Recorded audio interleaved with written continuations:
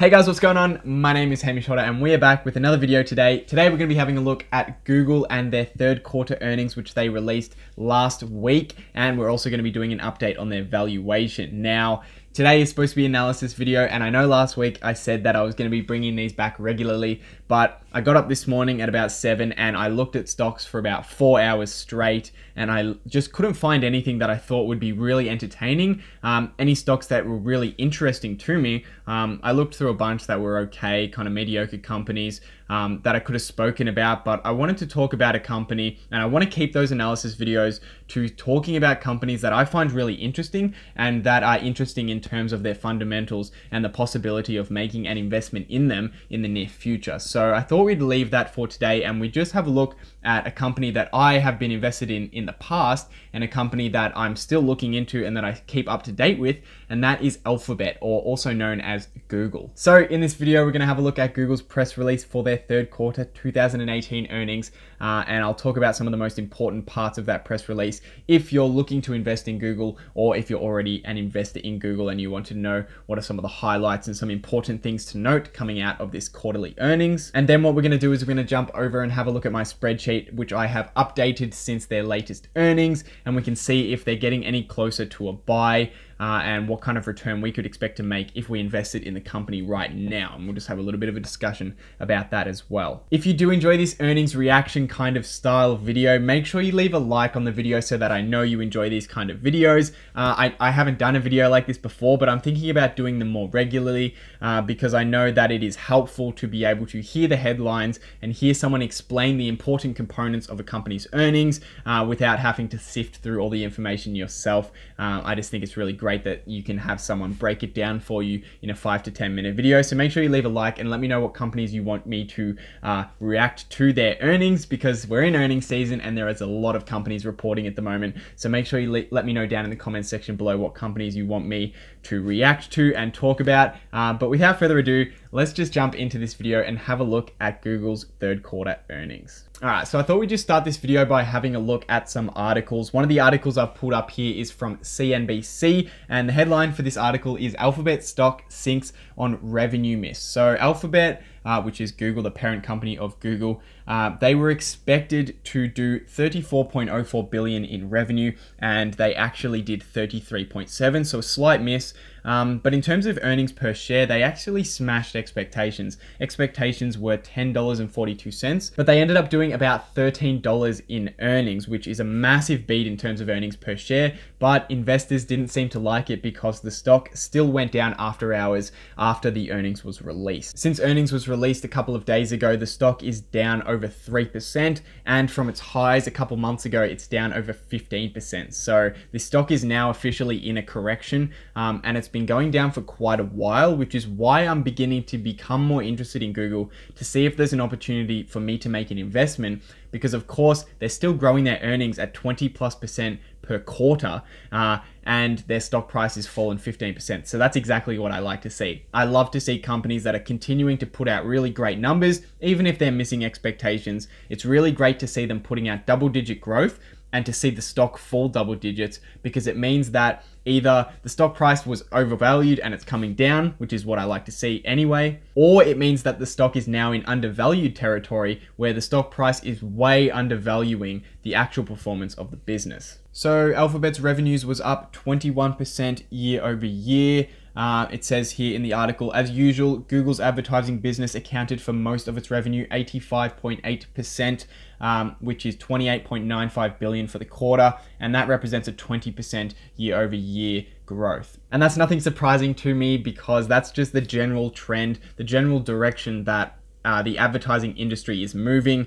More and more advertisements are appearing online, and Google and Facebook both have the best platforms for you to advertise online. So naturally, more and more ad revenue is being brought in through advertisers wanting to advertise through the biggest platforms, which are Google and Facebook. Now, something else interesting to note in these earnings is their traffic acquisition cost. So this is the cost for them to acquire these customers that buy ads on their platform. So what is the cost of achieving the revenue of 30 billion for the quarter? Now, this has been rising, and it actually rose 23% this quarter. So their revenue grew at 21%, but the cost to acquire, the traffic acquisition costs for that quarter, was 23%. So their margins are starting to get squeezed, and this is what we've been seeing over the past few quarters from Google. Operating expenses were 11.1 billion, which was up 26% year over year. And this is just because they're heavily investing at the moment,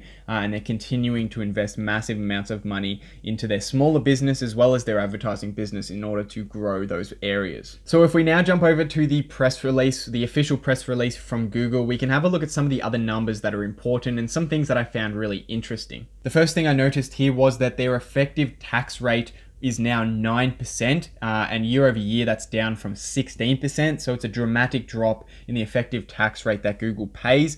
And just below that, you can see that the number of employees has continued to rise. So that's a massive cost for Google that they're going to continue to incur. And it's something that Facebook is also incurring as they're having to take on more employees, hire more employees in order to deal with security issues. So if I was just to conclude my thoughts about Google's third quarter earnings, I would say that they've just continued to be a beast in the internet industry. 20+% revenue growth. I think it was still 20+% EPS growth, I believe. So they've continued to grow massively, and as for the stock falling in the short term, that's just completely down to Wall Street expectations and the expectations of big investors. And I don't read too much into that because their expectations aren't really based on much.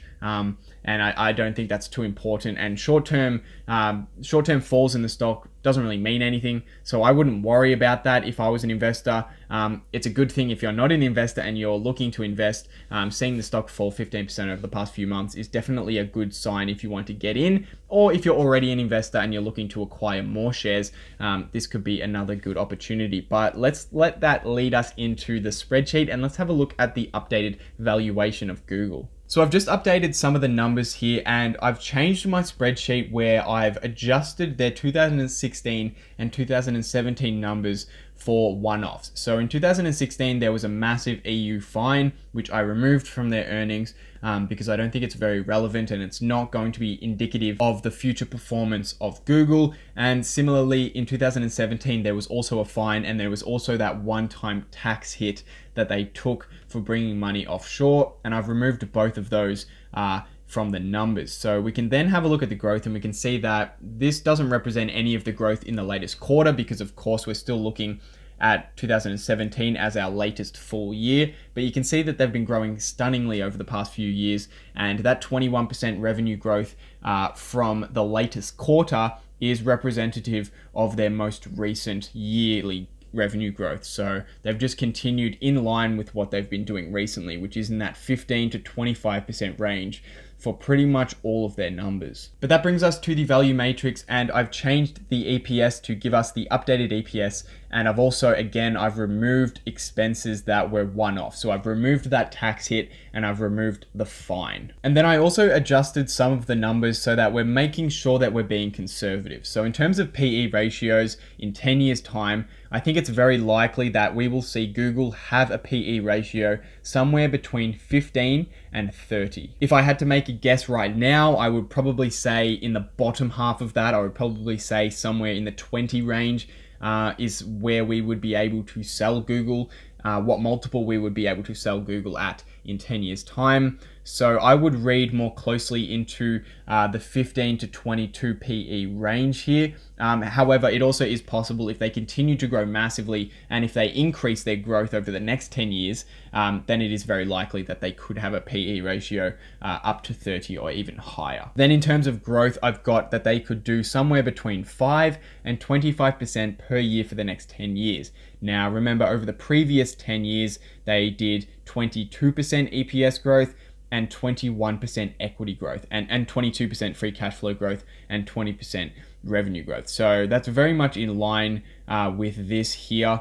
Again, if I had to make a guess, I would probably say that they'll do somewhere between 10 and 15% over the next 10 years if I was being conservative, although I do think, again, it is very possible that they could do 20 or 25%. So based on that, if you were to invest in Google right now, which is the price that it is when I was recording this video, which was $1,071 per share, then these are the possible outcomes for you. So if they grew at 5% and they had a PE of 15, you would make 1% per year for the next 10 years. And basically that means that the stock price would be at, in 10 years time, $1,176, and that's represented in the bottom table you can see there. At the other end of the scale, if they perform massively over the next 10 years at 25% per year and they have a PE of 30 and you bought at the current stock price, you would make 29% per year for the next 10 years. And in other words, the stock would be priced at about $13,450 per share. In terms of the most likely outcome, like I said, I think they're going to grow somewhere between 10 and 15% and have a PE of around 20. So that would mean that you would get a return of somewhere between 8 and 15%. So that group of four numbers there, that's 8.13, 10.12, 13.05 and 15.13. I think that they'll do somewhere in that range, or that's the return that you could expect to get if you invested at the current stock price. And of course, that means that I think that the stock price will be somewhere between $2,341 per share and $4,381 per share. So all that sounds very promising. So based on my expectation of the company, somewhere between 10 and 15% growth and a PE of maybe 15 to 25, somewhere in that range, we're gonna make, you know, a pretty market average return, maybe a little bit higher than the market average, maybe a little bit lower. Somewhere between 8 and 15% is likely at the current price, which you might be happy with that return, and you might think that that's enough for you to make the plunge and start to invest in something like Google.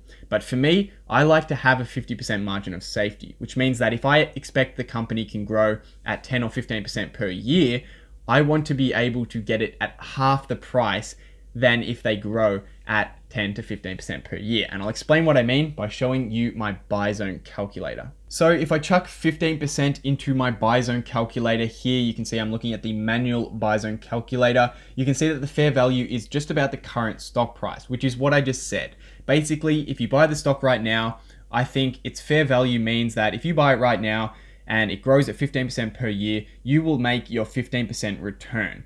But for me personally, I like to have a 50% margin of safety, which means I would actually be looking to pay around $500 to $600 per share for Google, which is a long way from the current stock price. Now, of course, you can invest in companies without a margin of safety, and a lot of the time you might be right, but that entirely depends on your accuracy in your valuation. And I don't think that, especially if you're in the first 10 years of your investing lifetime, which I certainly am, and I'm sure many of you are who are watching this because my demographic is basically 20 to 30 year olds. I think that it's really important that you do use a 50% margin of safety, because of course we are going to be wrong in our valuation. And if we make errors and they don't grow at 15%, they actually grow at 10%, and their PE ratio isn't 25, it's actually 14 or something like that, then we're going to dramatically make a lower return. And I'm certainly in no rush to invest money in the stock market. I don't have to invest money right now. I don't intend on investing much right now.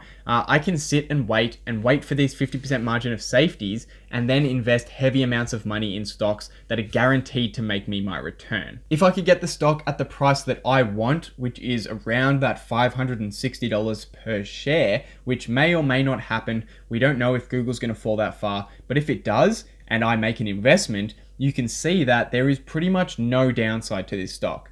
Even if it only does 5% growth, I'll still make an 8% return. If it does a 10% growth, I'll easily make a 12% return. I'll likely make a 15 to 20% return. And if they outperform massively, then I'm likely to see a return of somewhere between 20 and 35% per year, which is what I'm looking to make. So now I want to hear your thoughts on Googl. I want to know what you think about their latest earnings, about their stock in general, and whether or not you're an investor. So make sure you let me know your thoughts down in the comments section below. And if you did enjoy this video, make sure you leave a like and let me know what you thought about the video down in the comments section below. And of course, if you want to see more, you can become a subscriber. Hit that subscribe button and hit the notification bell so that you don't miss out on any of the future videos that I'll be posting. But for now, I hope you guys have a great day, and I'll see you in the next one.